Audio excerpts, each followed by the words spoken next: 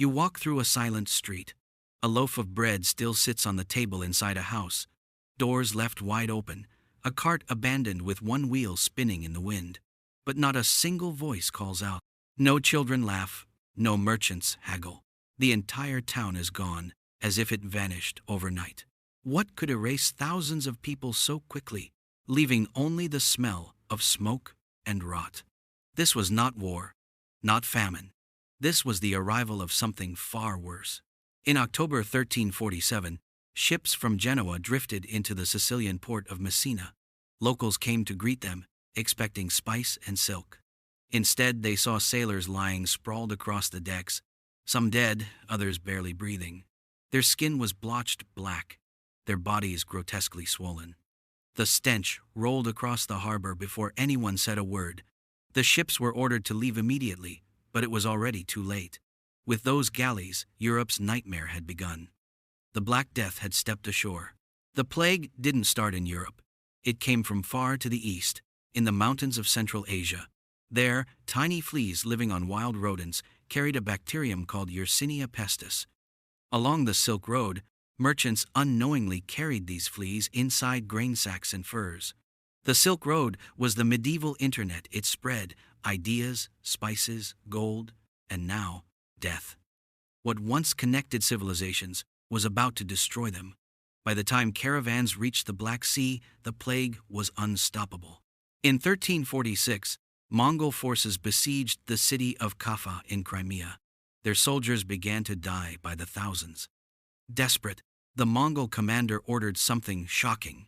Plague-ridden corpses were hurled over the city walls with catapults. Imagine being inside that city, watching mountains of bodies crashing down. It may have been the first recorded use of biological warfare. Genoese merchants escaped by sea, but they carried with them the invisible enemy hiding in the fur of rats. Their ships sailed west, toward Europe. It started with fever and chills. Then a swelling the size of an orange appeared under the arm or in the groin. These lumps, called buboes, turned dark and split open with pus. Victims coughed blood, their skin blackened, and death often came in just 2 or 3 days. Some forms of plague killed within hours, leaving people looking like they had rotted alive. Neighbors watched in terror, knowing the same fate could strike them tomorrow. No one knew how to stop it. People said they could sense the plague before it struck. A foul, choking odor drifted through towns, clinging to streets and homes. Families stuffed herbs into windows and carried flowers in their clothes to protect themselves. This is where the rhyme, "Ring around the rosy," may come from, a pocket full of posies to keep the sickness away. But the sweet smell never stopped the rot. When the air grew heavy with that stench, everyone knew more coffins would be filled. Shops shut their doors, markets stood empty, and bells tolled endlessly for the dead until there was no one left to ring them. Corpses lay in alleys, covered in thin cloth. Some towns grew so silent that even animals wandered freely through the streets. Bread was left at doorsteps by strangers too afraid to knock. Imagine living in a world where the sound of footsteps outside meant fear, not safety. Cities that once thrived with life became graveyards within weeks. There weren't enough priests to bury the dead, nor enough space in cemeteries. Cities dug vast trenches and filled them with dozens, sometimes hundreds of bodies at once. Archaeologists in London discovered one such pit in East Smithfield. Rows of plague victims carefully placed, proving that even in chaos, people tried to keep dignity. But graves overflowed, and soon corpses were burned or left where they fell.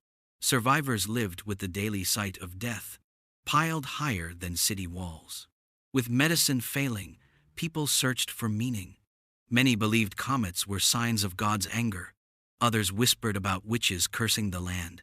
Families painted crosses on doors to ward off spirits. Some thought the ringing of church bells scared the plague away, but each ritual failed, and fear turned to desperation. When no cure could be found, the only answer left was to blame someone, and soon mobs would take that search for scapegoats into their own hands. Bands of flagellants roamed from town to town. Dressed in rags, they whipped themselves bloody in public squares. hoping their pain would persuade God to forgive humanity. Crowds watched as they chanted prayers, blood running down their backs. Instead of stopping the plague, they often spread it further, carrying infection wherever they went. To desperate townsfolk, they seemed holy, but to officials and priests, they were a dangerous, uncontrollable force, a moving reminder that order itself was collapsing. Fear always demands someone to blame. Rumors spread that Jews had poisoned wells or made pacts with the devil. In cities across Germany and France, entire Jewish communities were burned alive. Their homes and goods were seized by neighbors who once shared markets and streets. The plague struck Christians and Jews alike, but reason was no match for panic. In the shadow of death, cruelty flourished. People found it easier to imagine a human enemy than accept a terror they could not see. Chronicles tell us of fathers abandoning sons, wives leaving husbands, mothers locking doors against their own children, not always from hatred, but from a desperate instinct to survive. Some families barricaded themselves inside homes, refusing to open even when relatives begged outside. For survivors, betrayal was sometimes worse than the disease itself. The plague didn't just kill bodies. It broke the trust that held medieval society together.